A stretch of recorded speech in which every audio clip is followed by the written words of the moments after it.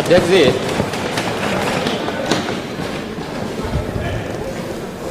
नियम 56 के अंतर्गत माननीय सदस्यों ने जिस मुद्दे की ओर सदन का ध्यान आकर्षित किया है, संभवतः उस पर पहले भी हम लोग क्वेश्चन आवर के पहले उस मुद्दे पर एक माननीय सदस्य के प्रश्न का एक संक्षिप्त जवाब भी दिया जा चुका है। आपकी इच्छा विस्तार से देने की तो विस्तार से भी उसका जवाब दे देते हैं। मैंने पहले भी कहा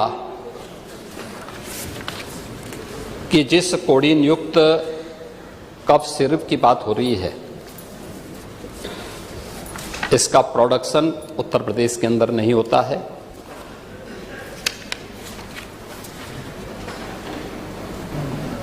central narcotics bureau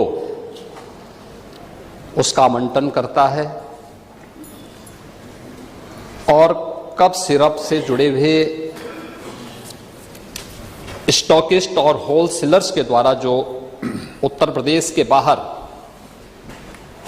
illegal diversion किया गया है, उसके खिलाफ उत्तर प्रदेश पुलिस और एसटीएफ और एनडीपीए, यहाँ पे एफएसडीए विभाग के द्वारा कार्रवाई की जा रही है। सबसे पहले जो मुझे आश्चर्य होता है कि माननीय सदस्य जब सदन में कोई बात रखते हैं, उस विषय के बारे में थोड़ा सा अध्ययन करके आए तो अच्छा होगा।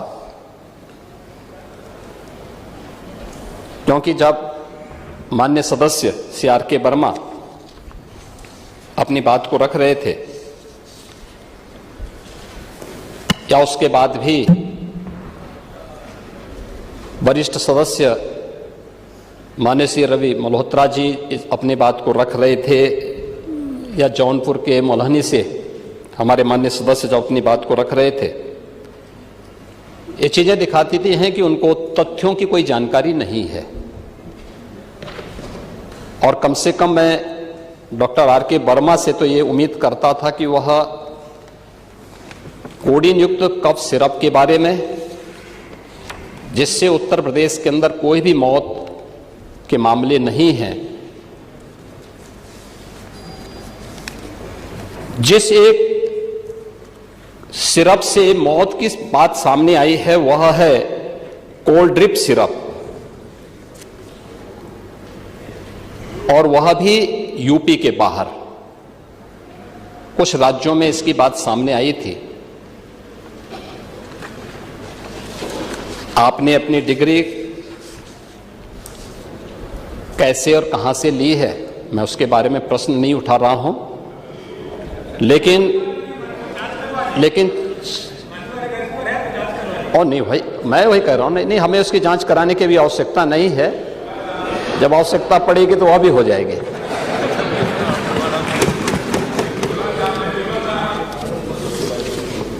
लेकिन कोडीन युक्त सिरप के बारे में जो मैंने पहले भी कहा, एक कफ सिरप है। मुझे लगता है कि खांसी के समय में चिकित्सीय परामर्श से हर व्यक्ति लेता है। ये मामला जिससे मौत के प्रकरण आए हैं, यूपी के बाहर के कुछ राज्यों में आए हैं, और वह भी जिन राज्यों में आए हैं उसमें जब जिस कंपनी ने इसको बनाया था, उस समय जब इसकी जांच हुई थी तो ये चीज देखने को मिली थी कि सिरप में डाइथिलीन ग्लाइकोल और इथिलोन ग्लाइकोन जैसी कुछ अशुद्धियां पाई गई थी, जिसके कारण ये मौत के मामले उन राज्यों में देखने को मिली थी। लेकिन चूंकि यूपी में प्रतिबंधित है, यूपी में इसकी कोई भी इस प्रकार के मामले सामने नहीं आए। उत्तर प्रदेश के अंदर इस मामले में एफएसडीए विभाग ने काफी पहले से अपनी कार्रवाई को आगे बढ़ाया था, और उत्तर प्रदेश के अंदर हमने 332 जो उत्तर प्रदेश के अंदर होलसेलर्स थे उनके प्रतिष्ठानों में इसके लिए छापेमारी की थी, जिनमें से 136 जो फर्म थे उनके खिलाफ एनडीपीएस के अंतर्गत हम लोगों ने मुकदमा दर्ज किया था, जिसमें से कुछ अभियुक्तों ने इसके लिए कोर्ट की शरण ली और माननीय न्यायालय में अंततः उत्तर प्रदेश सरकार इसमें विजयी हुई, जिसमें एनडीपीएस के अंतर्गत उत्तर प्रदेश की कार्रवाई को उचित माना।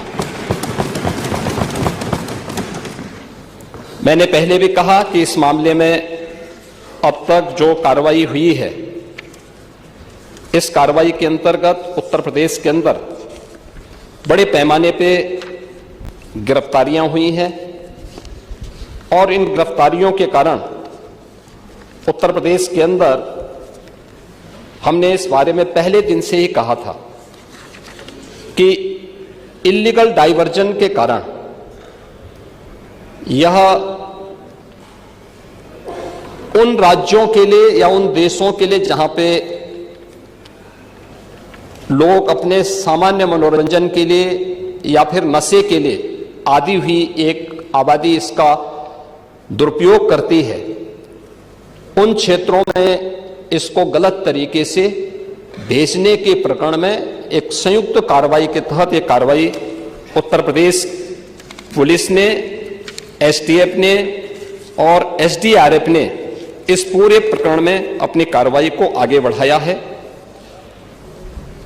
इस पूरे मामले में जो अब तक की कार्रवाई हुई है, इस मामले में उत्तर प्रदेश के अंदर जो मामले अब तक सामने आए हैं, इन मामलों में खासतौर पर जो मुझे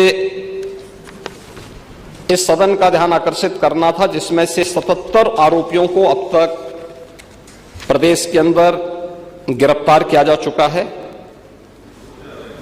और अन्य लोगों की गिरफ्तारी, अन्य अभियुक्तों की गिरफ्तारी के लिए लगातार छापेमारी हो रही है। इस पे कार्रवाई हमारी आगे बढ़ रही है। जहां पे अवैध इसका इलीगल डाइवर्जन की बात सामने आई है, भंडारण की बात आई है, उनसे जुड़े हुए जो प्रमुख मामले सामने देखने को मिले हैं, उनमें एक वाराणसी में सैली ट्रेडर है, सहारनपुर का एबॉट हेल्थ केयर है, गाजियाबाद दिल्ली में लेबोरेट फार्मा, ये इससे जुड़े हुए हैं कानपुर में लेबोरेट फार्मा व मेडिसिना हेल्थ केयर, और लखनऊ में इदिका और बायोब, ये इसके जो हैं मुख्य जो होलसेलर हैं या स्टॉकिस्ट हैं। वाराणसी में सैली ट्रेडर के शुभम जायसवाल, भोला प्रसाद जायसवाल, आकाश पाठक, एबॉट हेल्थ केयर के विभोर राणा, गाजियाबाद दिल्ली में लेबोरेट फार्मा के सौरभ त्यागी, अभिषेक शर्मा, विशाल उपाध्याय, पपन यादव और सादात। वाराणसी में शुभम जायसवाल का जो माल है, यानी उसका जो स्टोरेज है, वह मनोज यादव के स्टोरेज का उपयोग करता है, जो इसमें उनके साथ साझेदार है। कानपुर का लेबोरेट फार्मा और मेडिसिना हेल्थ केयर के लिए अवैध व्यापार करने वाले विनोद अग्रवाल और शिवम अग्रवाल का भी इसमें नाम है।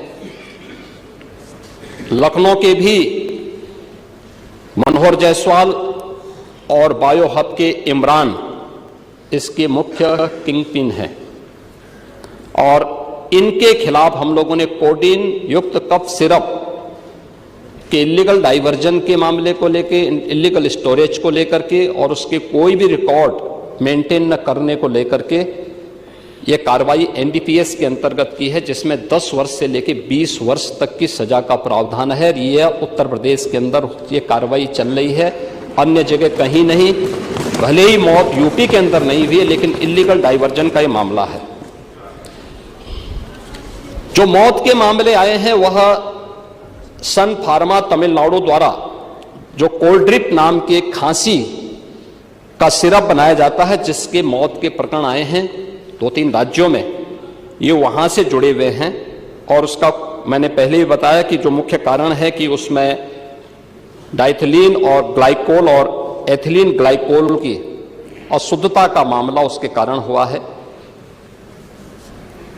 ये पूरे प्रकरण में हम लोगों ने प्रदेश के अंदर भी, इस यूपी में कफ सिरप के हम लोगों ने 1000 से अधिक नमूने अब तक लिए हैं अलग अलग स्थानों पर, और उनके आधार पर हम लोगों ने इस सभी कार्रवाई को आगे बढ़ाया है। महोदय, इस मामले में ये तो हर व्यक्ति जानता है कि माफिया से संबंध किसके हैं। मान्यवर, हां आएंगे ना, उसका कोई स्वागत थोड़ा करने जा रहा है। ये जो भी कार्रवाई हुई है यूपी पुलिस ने की है, और यूपी पुलिस की कार्रवाई में अब मैं आपको नाम भी बता देता हूं। अब सैली ट्रेडर के सोहम जायसवाल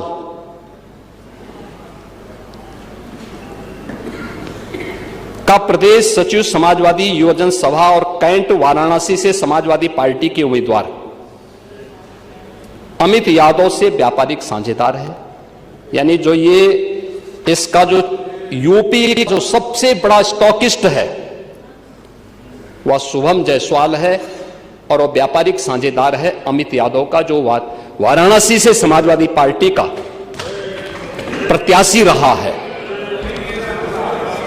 अमित यादव क्या आपका प्रत्याशी नहीं था कैंट वाराणसी से? था, याद कर लीजिए। अरे था, इस समय चुनाव थोड़े हो रहे हैं, मैं बता रहा हूं अभी। अमित यादव की फर्म का नाम इसमें, अभी बात सुनो, चलिए, पहले पूरी बात प्रत्याशी नहीं है, बोला जाएगा। मैं कह रहा हूं प्रत्याशी नहीं है, लेकिन ये अमित यादव की फोटो अखिलेश यादव के साथ तो है ना, ये तो है ना, ये तो है ना। नहीं, मेरे साथ है तो मैं इस सदन का सदस्य हूं, मेरे साथ है। क्या आप इसको मानेंगे? क्या इसका मतलब मेरे साथ है तो इसका मतलब एक अखिलेश यादव उस मामले में इन लोगों को बचाव नहीं कर रहे हैं? इसीलिए मैं कह रहा हूं ये फोटोग्राफ्स इस बात को बताता है। अरे सुनिए, ये फोटोग्राफ्स इस बात को बताता है, ये फोटोग्राफ्स इस बात को बताता है कि अमित यादव समाजवादी पार्टी के युवजन सभा से जुड़ा हुआ है, आपका पदाधिकारी है, और आप इसको डिनाई नहीं कर सकते। अरे हर बात का जवाब डायरेक्ट थोड़ी देते हैं, जब आप बोल रहे हो